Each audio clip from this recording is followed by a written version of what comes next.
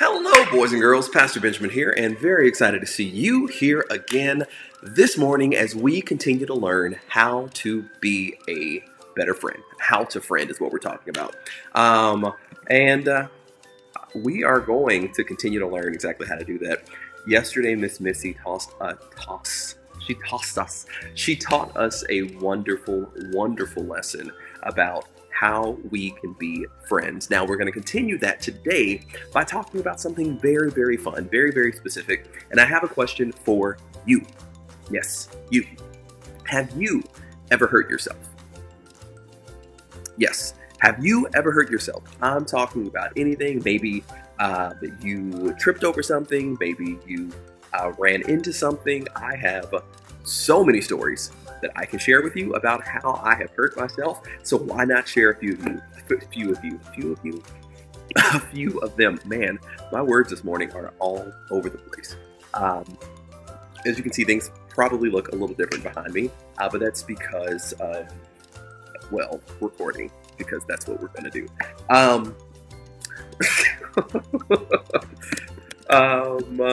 Man. I'm sharing this on Facebook right now so that your parents can check it out, and so that we can continue to connect and be friends with each other. Hi. Good morning. Hi. Hello. Hi. Yeah, I have stuff on my glasses right now.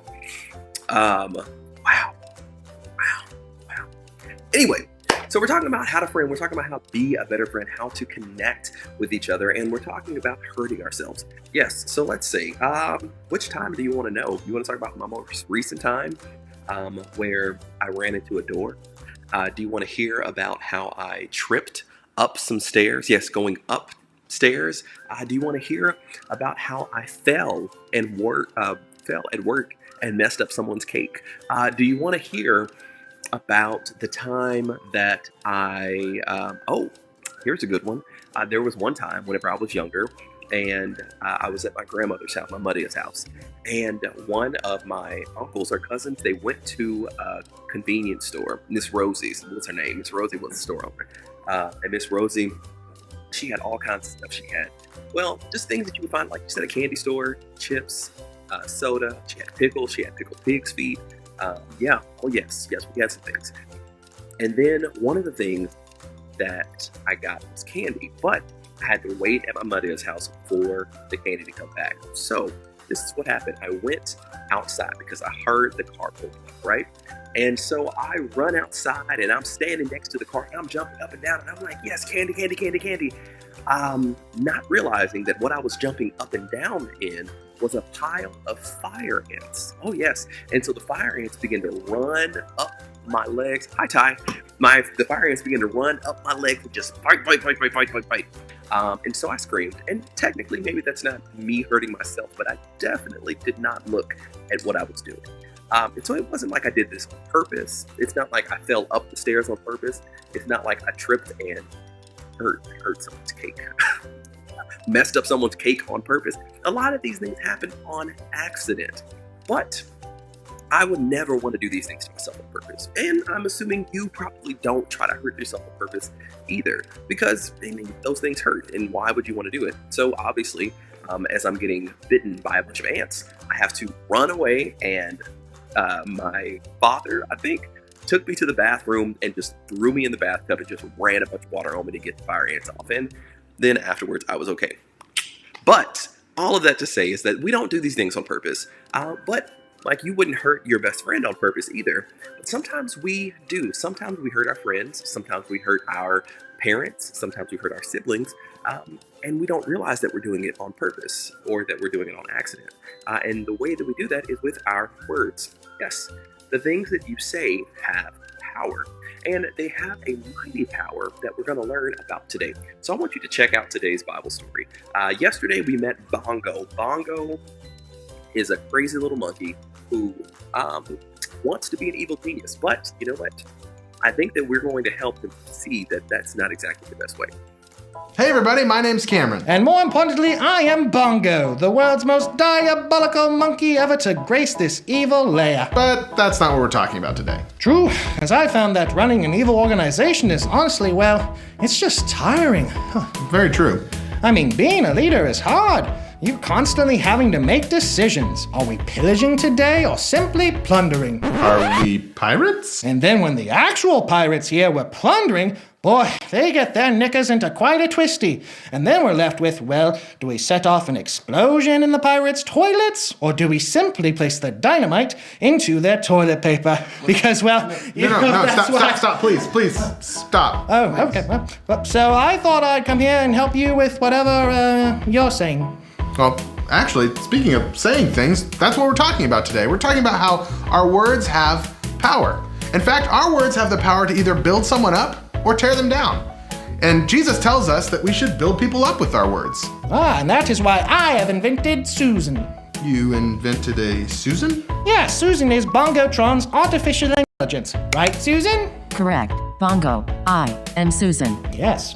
And you are Bongo. And you are a monkey. A very, very, very hairy monkey.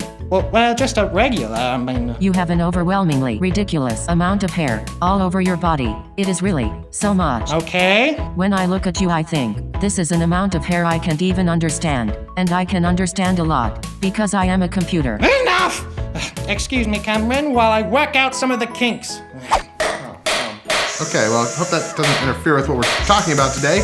Like I said, we're talking about how our words have power, and the Bible actually has a lot of stories about Jesus using his words to do some great things. Like a story in the Bible where Jesus and his disciples were on a boat, and then a great storm arose, and Jesus stood up and he spoke. He told the wind to pipe down and said to the sea, "Be quiet, settle down." And the wind stopped, and the sea became smooth as glass. Or another story where Jesus came up to a fig tree expecting to get something to eat for breakfast, but there were no figs on it. He spoke to the tree and said, "No one is ever going to eat fruit from you again." And you know what? The tree never again produced fruit. And one of my favorites personally is there's a story about a soldier who came up to Jesus and he said, "My servant is sick, but Jesus, if you simply speak the words, he'll be healed." Jesus did, and he was. Words have so much power. And I'm back. Great, but you heard all the stories I just told, right? Because that's kind of what we're talking about today. Oh, what? Oh, thank you for asking. Yes. I have fixed Susan. I didn't ask that. And now she should be in full working mode, ready to tell old Bongo the great things she thinks about him. Isn't that right, Susan? Yes, you are correct. Cameron, you are handsome. Oh, well, thank you. No, to me. Cameron, you are funny. That's so nice. Wow. Me. Cameron, however did you become so stylish? You really must tell me your secrets. I really just like to shop at Old Navy. No. Me. Cameron, I can't imagine life without your wonderful smile and ability to make everyone around you feel amazing. You, sir, really are one of a kind. I feel so encouraged right now. No. Bongo. Susan, say something about Bongo. All right, then, Bongo. Huh? You are Harry.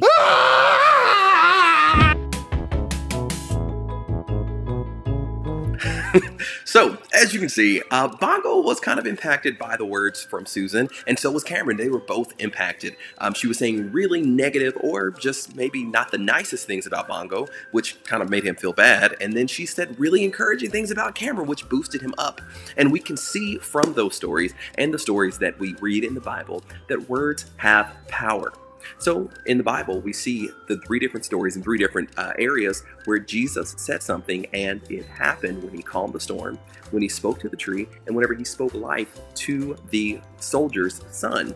The thing is that in the very last story, which is one of my favorites, the soldier was a Roman soldier, and he was one of those people. Those Roman soldiers were the same group of people. Good morning, Caleb and Alexis. How are you guys? Hi, how's it going? The Roman soldiers were the same group of people that took Jesus away whenever he went to be crucified.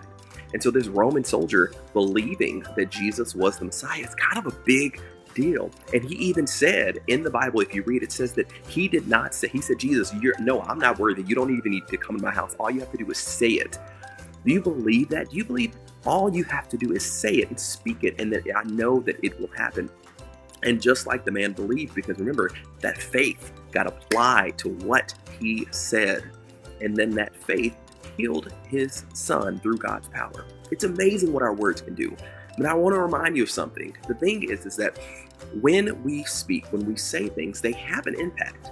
And sometimes we don't realize what kind of impact our words are saying. Sometimes you might say something out of anger, but not realize how it really hurts the other person. You see, our words are like a sword, but they're also like a fire. And your words might be the thing that catches something in fire of somebody and really tears them down.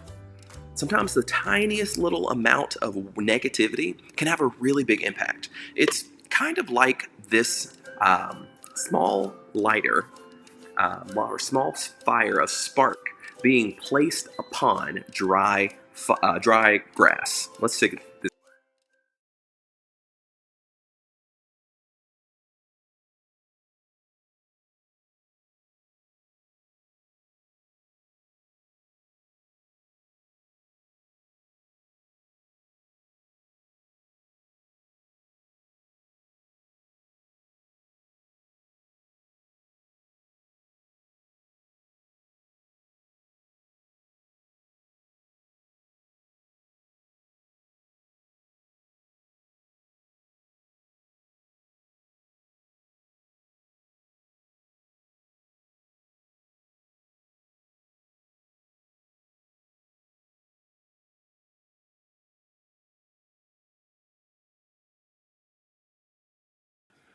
You see, it only takes a spark to cause a chain reaction. The way that that fire started very small and then it just continued to spread out. That's just like what happens whenever we speak negatively to someone. Because it can start, you can say something about their hair, but that begins to spread down. And do you see the way that that fire spread out? It started in one central location and then it just kind of got bigger and bigger and bigger. And as things continue to spread, I mean, my left arm can only reach as far as my right arm. But if something goes beyond reach of one side, that means I have to ignore what's happening over here to address what's happening over there. And then I can't be in two places at once. And then I start going crazy. And then all of that negativity has spread throughout my life. And then I feel like I'm out of control. You see, we have the ability to encourage others with our words. As a matter of fact, it says in our Bible, or not our Bible verse, our memory verse today, it says the tongue is a small part of the body, but it makes great boasts. Consider what a great forest is set on fire by a small spark. The tongue is also a fire. It's in James 3 verses 5 through 6. And whenever we see that the tongue has such an amazing impact because it can create so many things. But remember, you can also build up with the power of your words. You can build up someone. You can encourage them. And if you need to say something, if you need to create or tell someone something that maybe might be a little critical, tell them in love, saying, hey, I appreciate you and I want you to know this. Hey, you might not know this or you might not have seen this yet, but I want to make sure that you understand, boom, boom, boom. There's always a better way than calling someone a cotton-headed ninny muggins or calling someone saying, ooh, you smell like a gym sock that's been soaking in mayonnaise on the back of somebody's porch in Mississippi. You don't have to say all of that. If someone has, a little bit of a smell and you want to help them, maybe tell them secretly, not in front of all of your friends. You see, Jesus used his words to make an impact and to make a difference in the lives of so many people, and you can too. And this is why we have our main point today. Jesus speaks life, and so do I. You have the ability to speak life and to encourage your friends and your family, your brothers, your sisters, your siblings, your cousins, your aunties, your uncles, the neighbor, the delivery guy, the post office worker, the trash worker, whoever it might be. You have the ability to make an impact in someone's life with a simple word, and you can do it because Jesus did, and so can you. And I want you to remember that you have the ability to make a difference in someone's life because of the words that you speak. So before you start to speak negatively and start to speak death, because if the tongue can speak life, it can also speak death, which means that you can bring someone down. So remember that the next time that you're ready to say something or to speak something, then you have the ability to make a difference. So what are you going to do with that? It's kind of a big responsibility, but you can do all things through Christ who gives you strength. And guess what? He does give you strength. Amen? All right, boys and girls. So just one more quick reminder. I appreciate you guys spending time with us. We really do. We love you guys, and I cannot wait to see you guys back. But before we go, I want to remind you that on Saturdays, remember, Saturdays we are turning into our game show Saturdays. We're going to have fun. We have fun. And we're going to have some fun this Saturday as well. And here is a quick clip of some of the things that we do on Saturday. Next is Mr. or Mrs. Go get it, Peyton. Oh, Caleb. Kayla got it. I know you did. Got it.